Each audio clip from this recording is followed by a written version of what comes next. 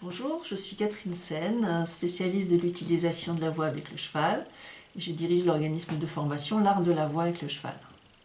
Je forme des éducateurs équins à la voix, je forme des comportementalistes, je forme également en équicoaching, en médiation, en accompagnement par le cheval et par la voix. Et aujourd'hui, j'aimerais vous parler d'un mot nouveau qui est entré dans le dictionnaire en 2020 et qui est le mot de sentience. Alors, qu'est-ce que c'est que la sentience? La sentience désigne la capacité pour des êtres vivants à ressentir le bien-être, la douleur, la tristesse, le plaisir, à avoir des perspectives sur leur propre vie, c'est-à-dire à souhaiter avoir une vie agréable, une vie sans souffrance, avoir le droit au respect, le droit à la vie, tout simplement déjà. Voilà. Et donc cette définition me semble tout à fait correspondre au cheval. Parce que le cheval est un être qui est doté de capacités cérébrales indéniables. Il est capable de penser, de réfléchir, d'analyser, d'observer. Il a de l'imagination, même de l'humour parfois. Il est capable aussi de ressentir des émotions, énormément d'émotions. Le plaisir, la tristesse, la colère, la joie. Il est aussi capable d'avoir des sentiments, de s'attacher, etc. Donc le cheval est réellement, je pense, un animal sentient. Et il me semble que c'est intéressant de commencer à l'envisager de cette manière-là. Alors les études scientifiques ont quand même approfondi ce terme de sentience. Beaucoup d'études ont été faites depuis pas mal d'années avant que ce mot ne soit accepté, reconnu. Et ils ont montré quoi, les scientifiques? Ils ont montré que les êtres sentients, les animaux sentients, ont une conscience d'eux-mêmes. Alors la conscience, c'est un sujet dont on ne parle que très très peu en matière de chevaux. Et je vous ferai une vidéo sur la conscience. Parce que personnellement, lorsque je travaille un cheval à la voix, je le travaille en autonomie, c'est-à-dire que je vais lui enseigner des savoirs et je vais lui demander ensuite de les utiliser.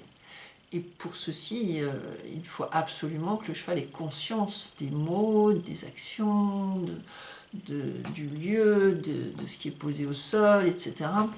Donc, je vous ferai une vidéo sur la conscience, parce que je trouve qu'on n'en parle pas assez et que c'est vraiment quelque chose d'extrêmement important et qui facilite tellement les choses que ça vaut le coup d'en parler. Deuxième élément que les scientifiques ont mis en évidence, c'est la capacité de compréhension. Les chevaux, les animaux sentients et donc les chevaux comprennent ce que l'on veut leur expliquer ou leur apprendre et ils sont capables de résoudre des problèmes qu'on va leur poser, effectivement, même dans les simples disciplines sportives. Un certain nombre de problèmes sont posés aux chevaux et ils s'en sortent quand même pas si mal que ça. Troisième chose qu'ils ont mis en évidence, c'est que les êtres sentients, les animaux sentients et les chevaux se créent des images mentales de ce qu'ils vivent. Et ces images mentales sont positives ou négatives. Alors ça, c'est quelque chose d'extrêmement important, dont je me sers moi personnellement énormément. C'est quoi une image mentale? Je vais vous donner un exemple. Si je vous invite dans un restaurant où nous allons très très bien manger, ça va être très sympathique, les serveurs sont souriants, c'est très bon, c'est pas cher, ça va vite. Ah, on va sortir du resto en se disant oh, génial, on y retourne. Donc on s'est créé une image mentale positive, extraordinaire de ce lieu. Et je vous emmène dans un autre restaurant où c'est cher, c'est froid, c'est pas bon, on attend longtemps, le serveur est désagréable. On va se créer une image mentale négative. C'est exactement ce qui se passe avec les chevaux. Et ça, c'est quelque chose aussi qu'il faudrait absolument enregistrer pour tout cavalier, c'est qu'aucune action qu'on pose sur un cheval n'est anodine. Tout ce qu'on fait avec eux est important. Et en une séance, on peut poser un vrai problème à un cheval, on peut lui faire vivre une situation très désagréable qui va l'impacter très longtemps parce qu'il va se créer une image mentale très négative des choses. À partir du moment où il y a une image positive, regardez ce resto où on a très très bien mangé, si je vous dis on y retourne, vous allez même y aller avant moi. Par contre, si je vous dis on retourne dans l'autre, vous allez traîner des pieds, vous allez peut-être me dire oh non finalement j'ai pas faim, ou oh une autre fois, vous allez reporter, vous commencez à résister, vous commencez à pas avoir envie. Donc vous allez peut-être vous opposer même. au fait d'y retourner. Pour les chevaux, c'est pareil. Au travail, si le travail se passe dans de bonnes conditions et que le cheval se sent bien dans le travail, ça va bien se passer, il n'y aura pas de résistance. Par contre, s'il vit une situation désagréable, s'il a mal, s'il ne comprend pas, si on commence à se fâcher, si on le brusque, il va se sentir très mal, il va associer le fait d'être monté dans cette situation-là à quelque chose de très désagréable. Vous allez commencer à avoir des résistances, des oppositions, des contractures, des défenses. Voilà, donc travailler avec l'émotionnel du cheval, et ça j'y reviendrai aussi dans une autre vidéo, c'est extrêmement important. Enfin, que disent encore les scientifiques au sujet de la sentience? Ils disent que les chevaux comprennent, les chevaux et les êtres sentients bien sûr, moi je m'axe sur les chevaux, comprennent parfaitement ce que d'autres animaux peuvent faire à côté d'eux, et ils peuvent même les imiter. Donc c'est vrai qu'un cheval peut tout à fait imiter, il y a plein d'exemples de chevaux qui apprennent à ouvrir les portes parce qu'ils ont vu un autre qui ouvre les portes, ou les nœuds d'attache, etc. Donc la compréhension des actions des autres, et l'acquisition même de ces actions prouve qu'ils ont des vraies capacités cérébrales. Ensuite, ils sont aussi capables d'évaluer les actions des autres par rapport à eux, en fonction de ce qu'ils vont, des intentions en fait d'autres animaux sur eux-mêmes, et de réagir en conséquence. Enfin, ils peuvent également se souvenir des actions qu'ils ont réalisées et des conséquences qui en ont découlé, et donc agir en conséquence. Voilà, les chevaux savent très bien, par exemple, que s'ils s'arrêtent devant un obstacle, ils vont se prendre un coup de cravache.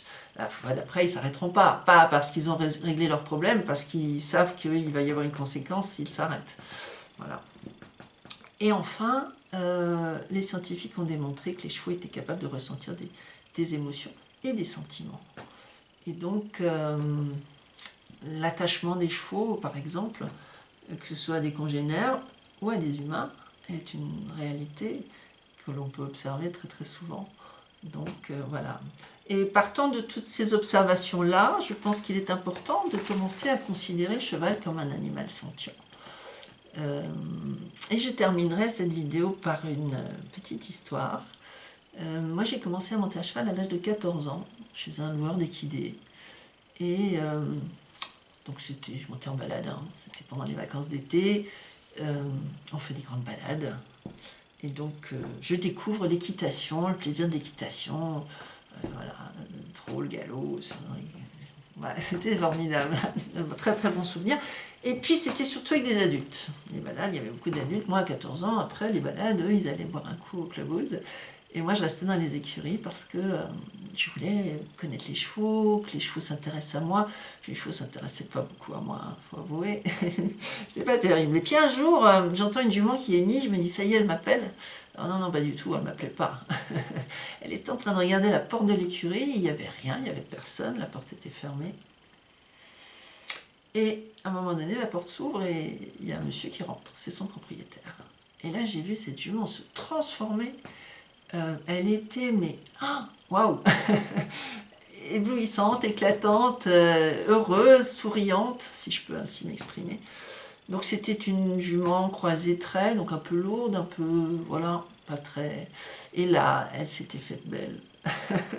Elle le regardait pendant qu'il faisait le pansage, pendant qu'il la scellait. Elle était aux anges, elle était méconnaissable par rapport à ce que moi j'en voyais quand elle était au box.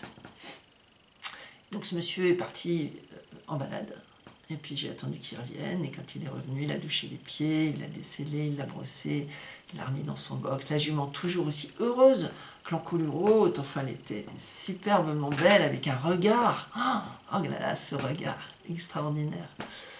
Et il l'a remise dans son box, et il est parti. Et elle attendait, elle écoutait, elle hennissait pour le rappeler encore un petit peu. Et à un moment donné, on entend la voiture qui s'en va. Et là, encolure basse, le nez dans la paille. C'était fini. Et ça a été la première fois que j'ai vu un cheval heureux de voir son propriétaire. Et je me suis dit, mais c'est génial, mais c'est ce que je veux, c'est ça ce que je veux. Je veux pas juste des chevaux inertes. Moi, c'est ce type de relation que je veux avoir. Alors, je ne sais pas si le propriétaire se rendait compte de ce qu'était sa jument quand il était là, parce qu'en fait, il ne la voyait jamais autrement. Donc, pour lui, c'était normal. En fait, c'était pas normal du tout. Elle était amoureuse de lui, c'était formidable. Voilà, donc ça a été mon premier maître, parce que j'ai eu la chance, tout au long de mon parcours équestre, d'avoir des maîtres chevaux. Ça a été la première, c'est elle qui m'a montré ça. Et ça a été fabuleux, et c'est ce que j'ai toujours voulu reproduire après. Alors je me suis pas mal cassé les dents au début, hein, jusqu'à trouver comment faire. Aujourd'hui, et c'est encore toujours la toute première chose que je fais, c'est cette création du lien, c'est obtenir ce regard, obtenir cet intérêt, cette curiosité du cheval pour moi. C'est la première des choses que je mets en place. Et après, on va pouvoir travailler. Mais là aussi, j'en reparlerai de la création du lien. Une chose qu'on n'apprend pas, que l'équitation n'enseigne pas, et c'est tellement dommage, parce que c'est la première des choses à faire. Donc, une autre vidéo à venir prochainement sur la création du lien, incontournable, préalable à toute activité et à tout partage avec un cheval. Voilà, eh bien écoutez, je vous souhaite une belle journée, je vous souhaite de très belles séances avec vos chevaux, et je vous dis à bientôt avec vos chevaux sentients.